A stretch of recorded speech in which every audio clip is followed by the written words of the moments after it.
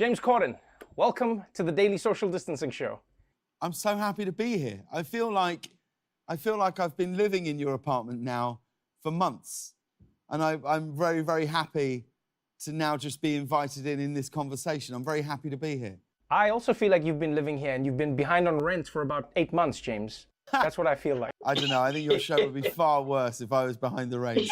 How's everything? Oh man, I feel like you're tricking me into an interview about me because you've got a desk and I'm interviewing you, James Corden. But How I'm is your enjoying life? the back and forth. No, tell me about your life, because can I tell you what I've loved? I've loved how you've created a semblance of normal with your show. I know in California, you can drive into a studio. It's a lot safer. I've seen how you guys have spaced things out and everything. But what I've really loved is how you've created a semblance. What is it like there, in the studio? Because you don't have your audience. Yeah, I mean, we've really changed the whole set around. So where I'm sat now is where the audience normally sit to watch the show. And, okay. And then everybody sits over there. And I have to say, I've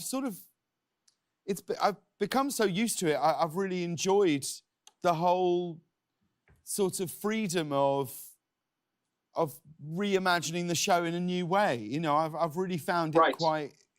I found it quite freeing, actually. Just the notion of now it feels like we're just a group of friends that people can check in with if they want to, and that's quite a nice way to do it. One thing I always loved about you is your character performances. You are I would call you a theater nerd. You're a theater nerd. You love being on stage. You love being in character. For sure. And what I found is now your show feels like a mini theater performance in a way.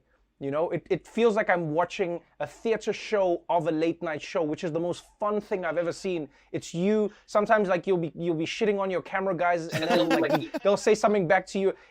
Do you think that you guys have developed more of a camaraderie during this time? Without question. Without question. It really, really has brought everybody together. Oddly, so many of us are still distant. I mean, I haven't seen almost all of our writers since kind of March, in the flesh. Right. But there's been a real sense of, a great sense of gratitude in that I've always considered it a privilege to get to go to work every day and do a show. That's never been lost on me.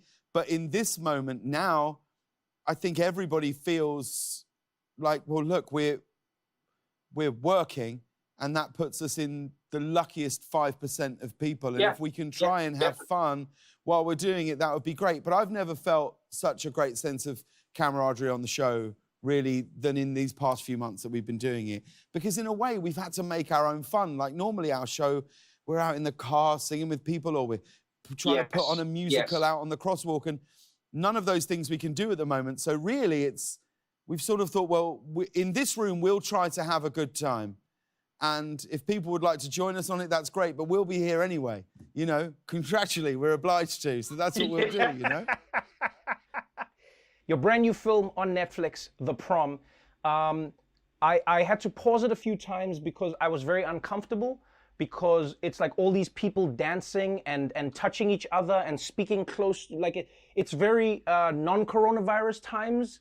And I was just this is, whew, I felt triggered. I felt triggered many times. I had to pause.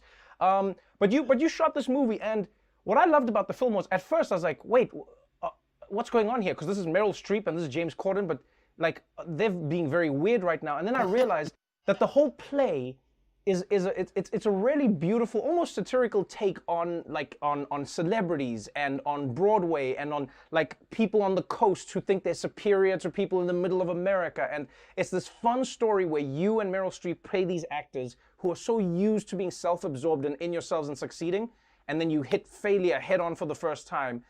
Tell me what it was like making this movie, because you filmed it before coronavirus, and then you had to come back and finish it during coronavirus. Well, I'd actually shot all of my stuff before it shut down. The film is an adaptation of a show that was on Broadway about 2 years ago, 18 months ago, and I saw the show, and it's a joyous sort of big silly musical, really, that then becomes about something very, very real, and it's I love those moments where it pokes fun at the at sort of faux activism.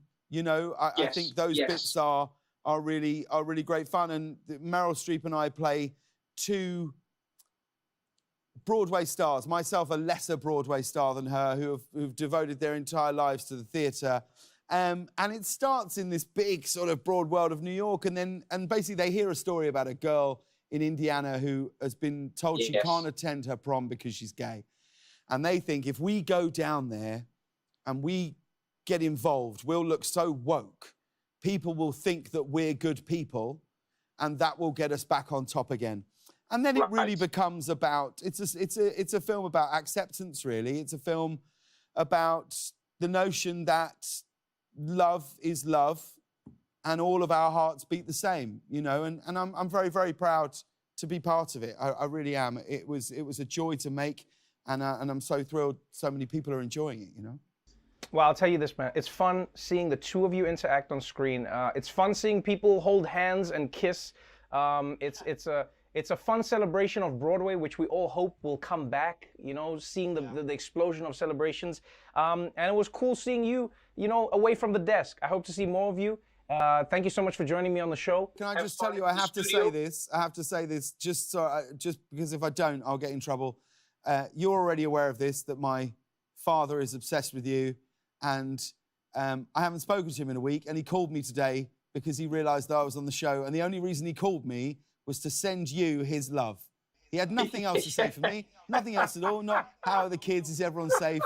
He said, please send Trevor. He said, please send Trevor my love. And I said, will do. And then he went, Trevor's doing the Grammys. And I said, I know. He went, he will be the best host of that show they could ever find.